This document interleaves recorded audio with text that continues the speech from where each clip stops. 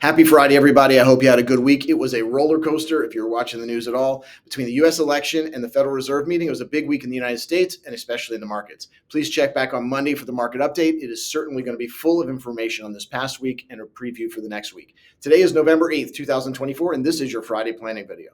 Today, as I do a lot, I want to bring you some tales from the front line, thoughts from calls and meetings I've had with you from this week. I want to start with a recap of a great video clip I saw this week of Warren Buffett. This is all about the idea that we have to own every stock that goes up. He tells the story of Ted Williams, a book he wrote called The Science of Hitting. Ted Williams, in his book, divides the strike zone into 77 boxes, the size of baseballs. Okay, before anyone says it, yes, I know I'm not the sports guy, but I do love this, as Warren Buffett drew an analogy between baseball and investing. In the book, Ted Williams explains that his batting average varied. If he would swing at only the balls in his sweet spot, obviously based on those 77 boxes, he'd hit 400. But if he had to swing at pitches in the lower corners, he'd hit more like 235. Buffett then says in baseball, Williams had to swing, sometimes at pitches that were not right for him. That's the nature of baseball. In investing, Buffett stresses, I am in a no-called strike business. He said that the key is to watch all the stocks that are not in your sweet spot. Let them go, and only swing at the ones that are in your sweet spot. This, I suggest, is an issue that is more common now in today's bull market. I'm not sure that anyone claims it, but I do say it often, never mistake a bull market for brains.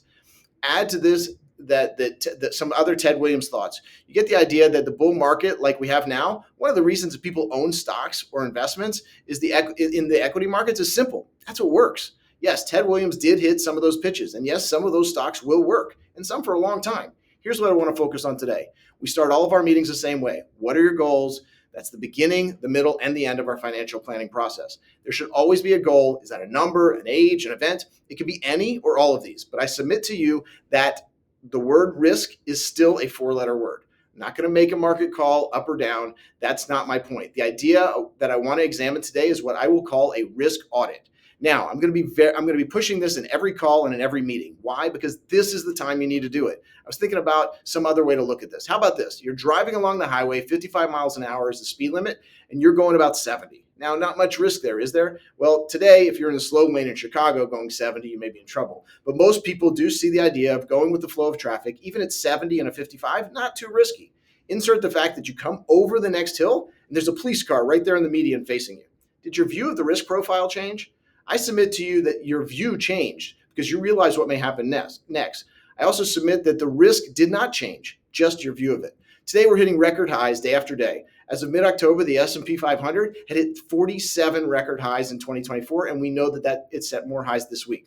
So your view of the risk, maybe until you see that police car, you don't see this market risk. I'd like everyone, and as I said, this is one of the things that we'll discuss as we come to the end of the year. I really want to have the conversation about your risk as the market hits new highs.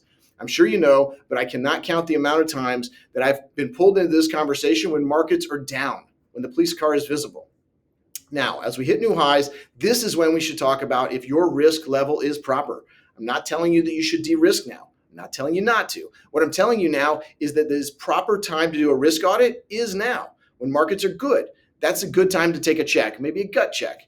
In most cases, we can only tell if a roof is going to leak in the rain when it rains. It's not the same in the stock market. While we can't know exactly what markets or market components will do when markets sell off, we can model this and review overall possible changes. This is what we should be doing at this time. While I'm not suggesting de-risking is the right thing to do, I am suggesting that we can and we should, and with your cooperation, we will take a look at what those goals are and if the current risk level is right for you. A few frontline examples from this week. Let's take the nonagenarian, that's 90 years old, 90 plus. It's proper to say that the need to make 20% per year return is probably no longer valid. Yes, there are some planning ideas at 90 with proper wealth that you'd be investing for your heirs, but still, the need for risk at this point is probably pretty low. Should you be 75% in stocks? I bet you thought I'd answer that. I will not. It depends, but it is worth a look. How about the other side, the 70-year-old that's preparing for retirement? And while they have a good nest egg, they will need that egg to grow as retirement draws on some of the current assets for future income. Risk, is it proper for this person to have half their money in riskless assets? These assets won't go down, but they won't go up either. This person has a long way to retirement, and they will need growth. So maybe that 50% is too much to be where it is. Maybe they can afford some additional risk. Being very clear, this falls under why we call this personal financial planning. This is personal, and this is the reason for the conversation.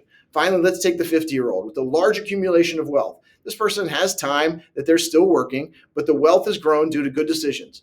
Do you cash in? Do you put more risk on or off?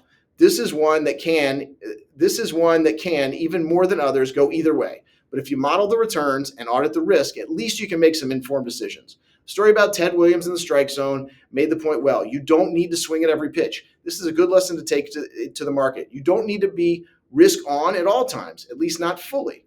To pull one more Buffett story, one that tells a story of making sure you solve for what you need or what your goal is, Buffett tells that he met Bill Gates on July 5th, 1991. And at that meeting, Gates told him, hey, you need a computer. Buffett's response was to ask, why do you need one?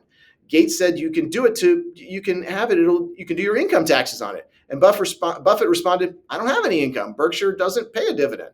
Quick note, at that time, neither did Microsoft until 2003. So Gates said, well, it can help you keep track of your stock portfolio. Buffett's response, I only have one stock. Not missing a beat, Gates said, it'll change everything. You need to have one. Buffett, not having been convinced, said, well, will it change whether people chew gum? Gates said, probably not. Will it change what kind of gum they choose? Probably not. Buffett ended this by saying, fine, I'll stick to chewing gum, you stick to computers. He stresses that he does not have to understand every type of business. There's so many opportunities you don't have to understand or invest in all of them. Now, fast forward to 2016, Buffett or some of his investment managers started buying Apple computer stock, now started with $1 billion worth, actually. He's just started to sell it, and by the end of Q2 of this year, he sold over half of his holdings. He may not have understood computers in 1991, but it seems to have hit his sweet spot a bit later. The point Warren Buffett makes, and the one I want to wrap up today with, is that you don't have to understand nor own everything, even everything that is going up, making money. What we will focus on is that goal. That goal is multifaceted. If you have met your asset goal and you still want to make more money, that's normal and fine. But the key is, if you stay invested, the key will be to evaluate your risk at that point and make an educated decision to determine if that level of risk you're happy with. If you're 90 and you have all the wealth you need, is the next $250,000 worth the risk? Every situation is different, but please, let's take the risk audit. Let's see where you are. And if that is where you want to be, and as we do this at market highs, let's model out how you'll feel if things go down. If we can do this and we know what can happen, we can do a much better job of deciding what risk to take and what point in the market cycle.